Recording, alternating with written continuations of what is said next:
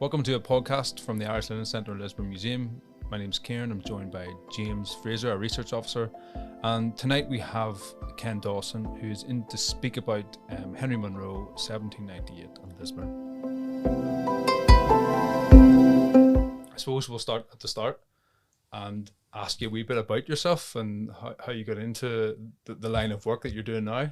Okay, well, I've just retired from teaching, and I was a teacher for 32 years in Down High School, as a history teacher, and then as head of department and vice principal. And I really have to say I knew very little about the 18th century until I went there, and my wonderful head of department, sadly, the late Margaret Curry, brought me down to the grave of Thomas Russell, which is a couple of hundred yards from the front gate of the school. Mm-hmm.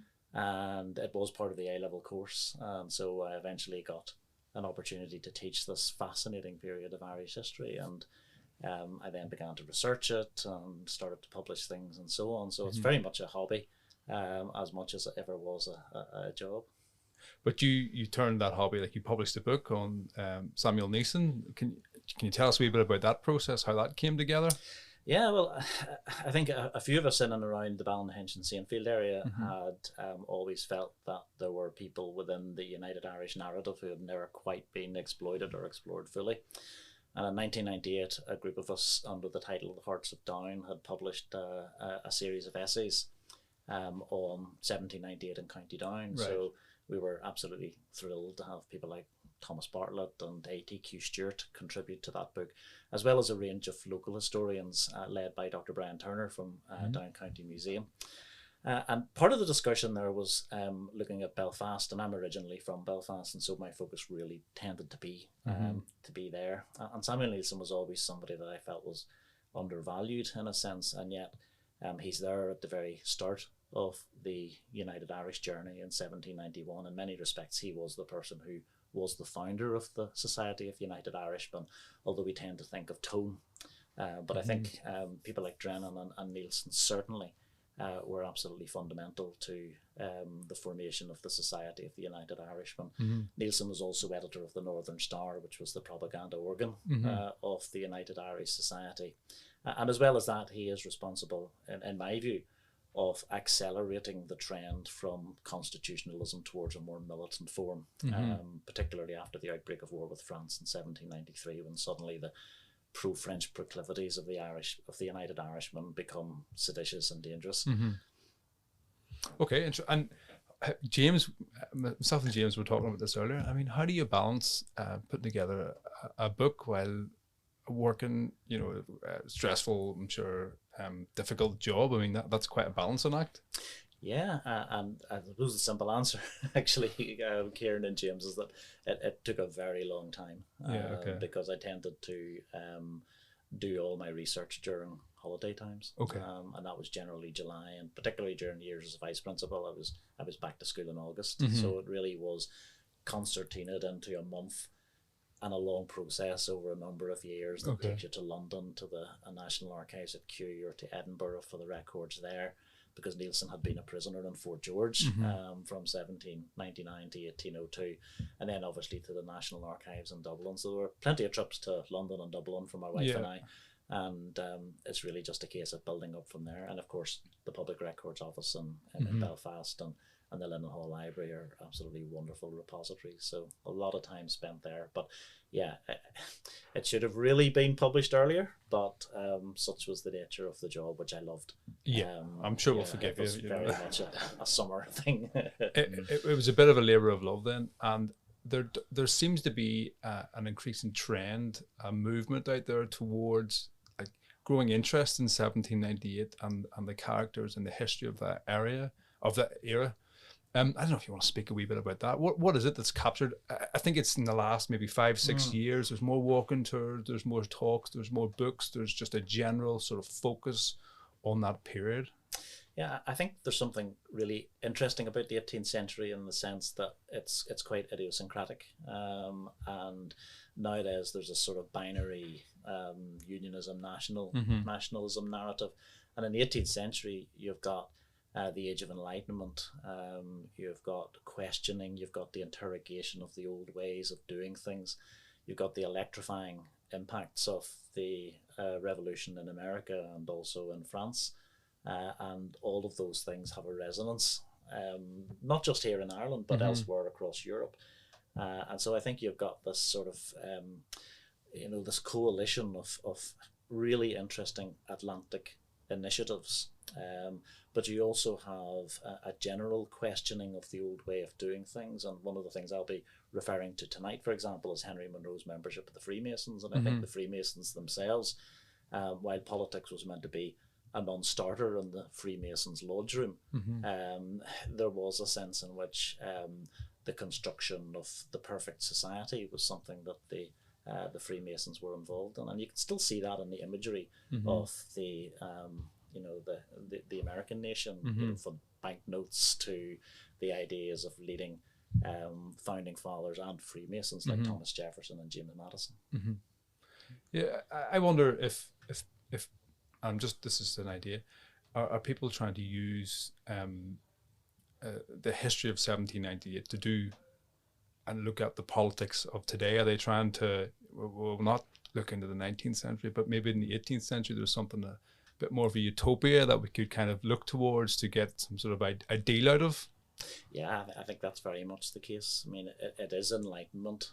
It is a questioning of the old orthodoxies and certainties, and I think there is a sense in which the 18th century is a more safe space for people, and you can almost take risks as a citizen or as a historian or as a student or as a teacher, because the period is so interesting.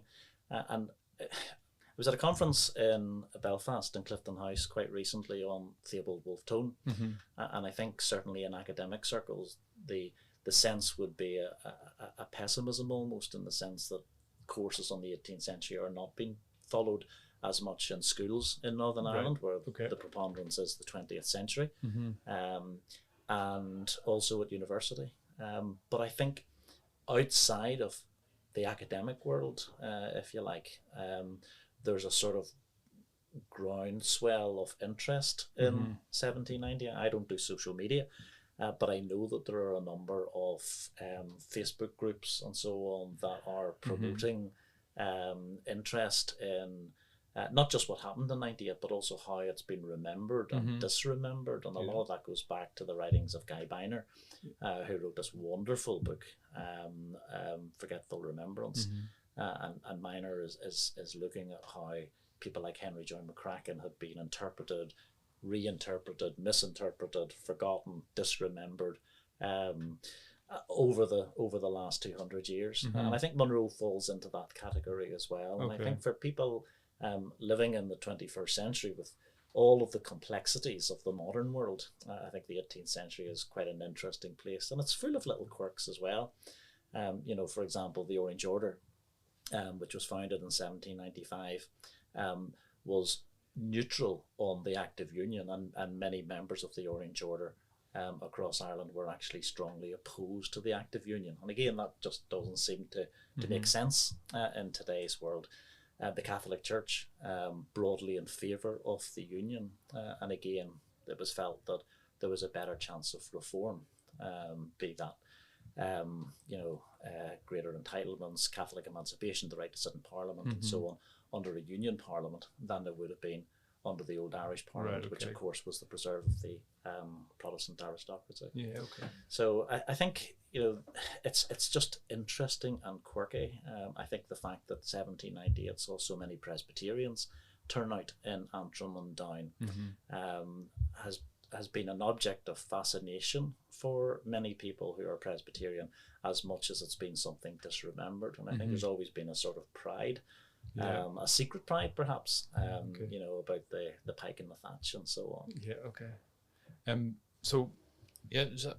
Henry Munro then, Ken, where does he fit into all this that we've been discussing so far? And maybe you could tell us a bit about his links to Lisburn on the linen industry. Sure. Well, Henry Munro fits in very briefly, I think would be the first thing that I would say, James, because one of the first points I'll make tonight is that Henry Munro's revolutionary career, if you like, lasts barely a week. He almost comes from obscurity, and he actually goes back into obscurity because he's not one of those very well-known figures who sit at the top table of the United Irish memory, the United Irish myth. So he is a Lisburn man. He has a linen shop and business in Market Square, just opposite where we are now, the old market house, now the museum. He lives there, he works there, and he is executed opposite there. So Munro is a traveller. He is a linen draper, and that takes him to Belfast, it takes him to Lurgan, to Tandragee. He's very much familiar with the Linen Triangle. He's also associated with the Volunteers, which emerged in the 1770s, initially to protect Ireland from the potential of a French invasion during the American War, when many of the troops had gone to fight in the colonies. He's also a Freemason. He's an early subscriber to the Northern Star newspaper, and he joins the United Irishmen in 1795, but he actually leaves very little trace behind. If Munro lived in the 21st century, we would probably say he leaves no digital imprint.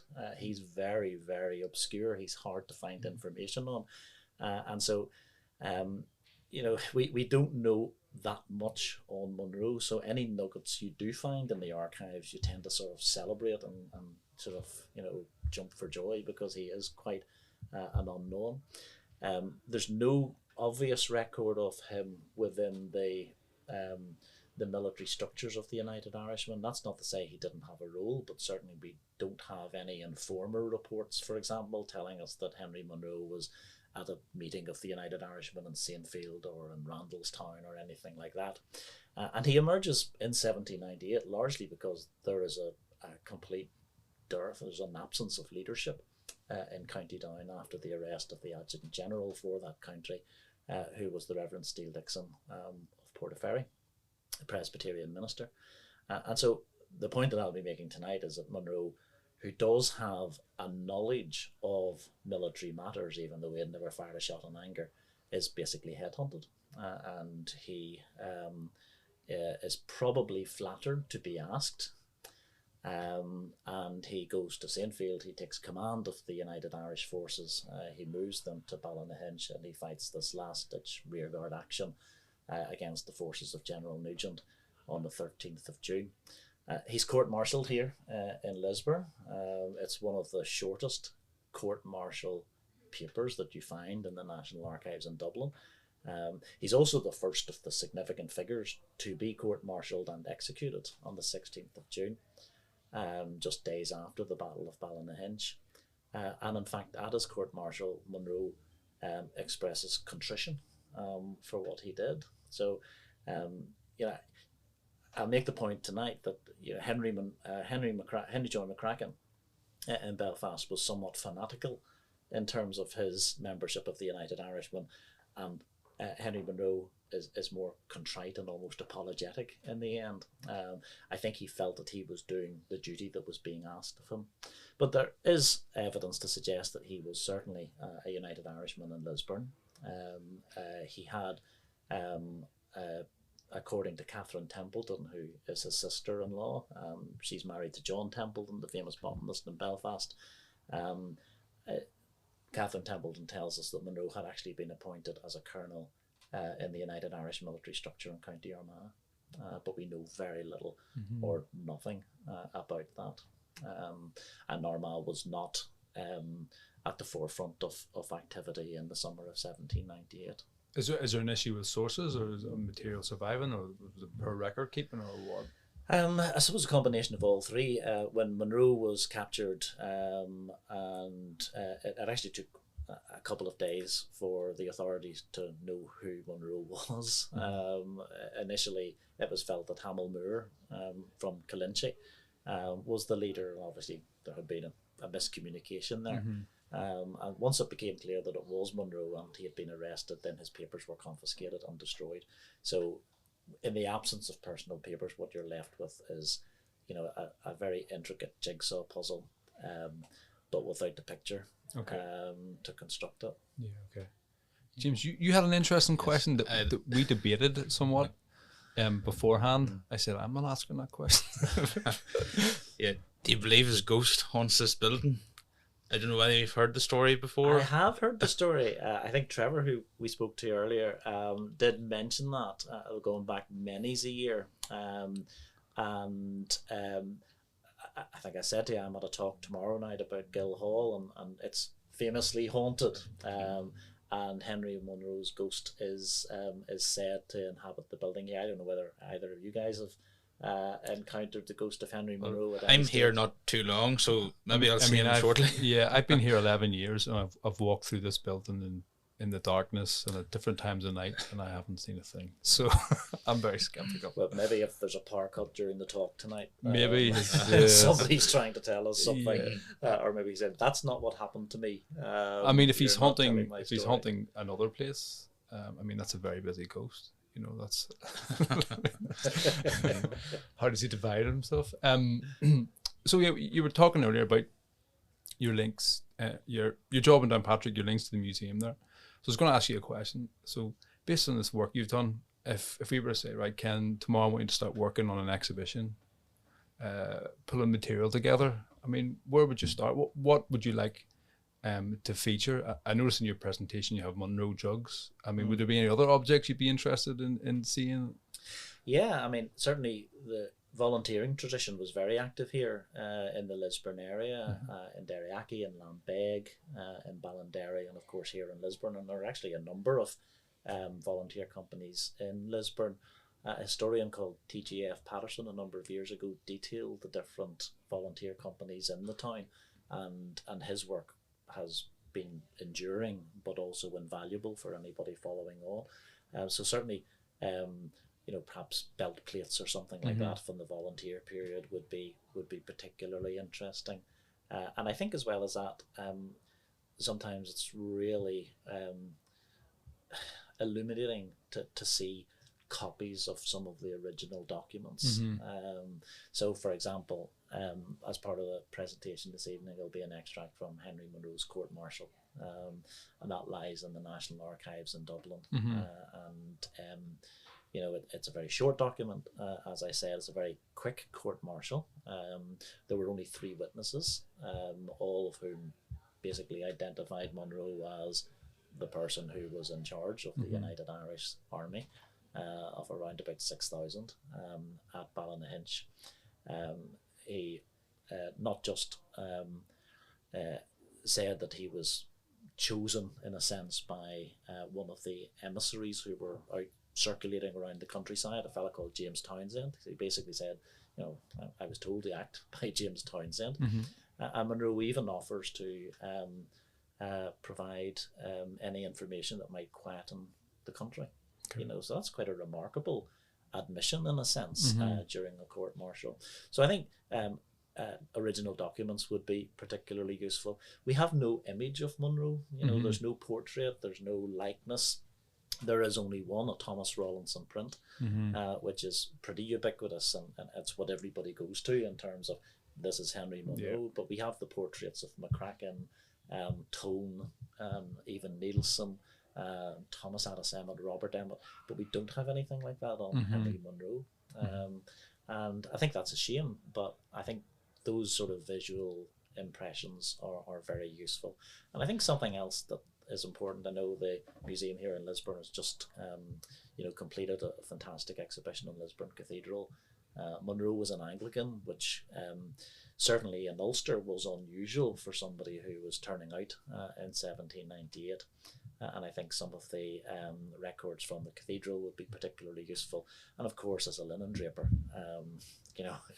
there's no shortage of material and sources that give us a sense of the type of Lisburn that Henry Munro was inhabiting in the 1770s, 1780s, and 1790s.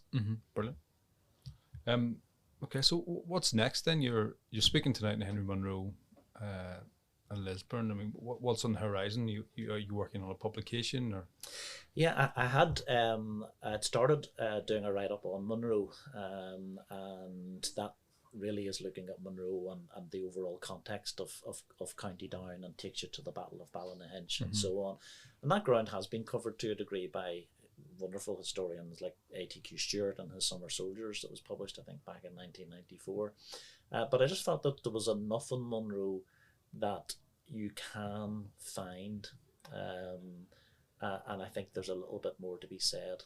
So I'm hoping to write something on that. Fantastic.